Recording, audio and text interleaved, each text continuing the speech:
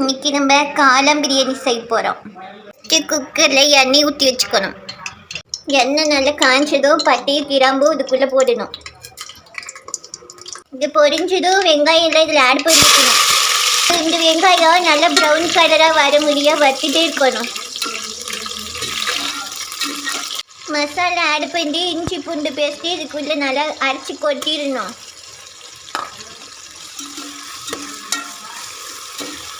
காளான நல்லா வாஷ் பண்ணணும் சுடு தண்ணி வச்சு. தக்காளி வதங்கிட்டோம், காளான் கொட்டி நல்லா கிண்டி விடணும். கிண்டி விட்டா கம காளான் பிரியாணி ரெடி ஆகிடும். இந்த தக்காளி சீக்கிரமாக வதங்குன்னா ஃபஸ்ட்டு நம்ம கல்லுப்பு போடணும்.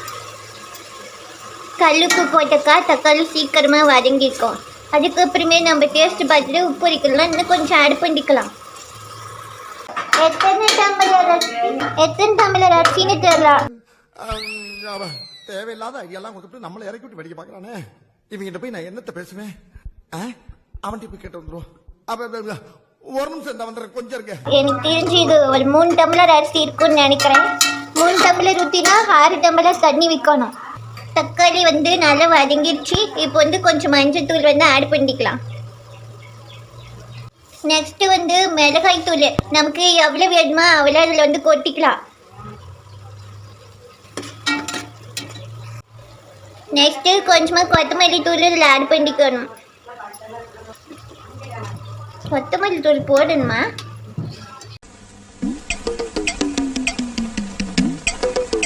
நெக்ஸ்ட்டு கறி மசாலா தூள் கொஞ்சமாக தான் இருக்குது, அதில் எல்லாத்தையுமே கொட்டுறேன் நான்.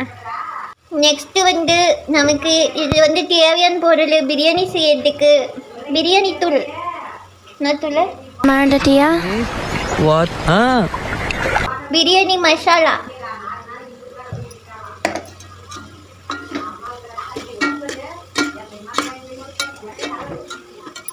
இந்த தூளில் கொட்டுவோம். இப்பயே பிரியாணி ஸ்மெல் அடிக்குது. இதில் இப்போ காளானெல்லாம் நல்லா வாஷ் பண்ணி இதில் போடணும். காளான் போடாதே இந்த தூளில் போடவும் நல்லா கமன்னு வாசம் அடிக்குது. காளான் எல்லாத்தையும் வாஷ் பண்ணி இதில் போட்டு நல்லா கிண்டி விடணும்.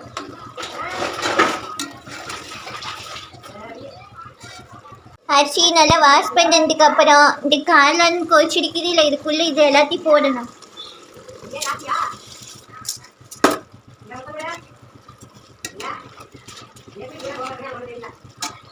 அரிசியில் கொட்டினதுக்கு அப்புறமேட்டுக்கு 3 டம்ளர் அரிசிக்கு 6 டம்ளர் தண்ணி ஊற்றிட்டு உப்புலாம் வரைக்குதான்னு செக் பண்ணி பார்த்துட்டு வரைக்கல் தேவையான அளவுக்கு உப்பு போட்டுட்டு நம்ம குக்கர் போட்டு விசில் போட்டு விட்டுறணும். சூடான கம காளான் பிரியாணி ரெடி ஆயிடுச்சு.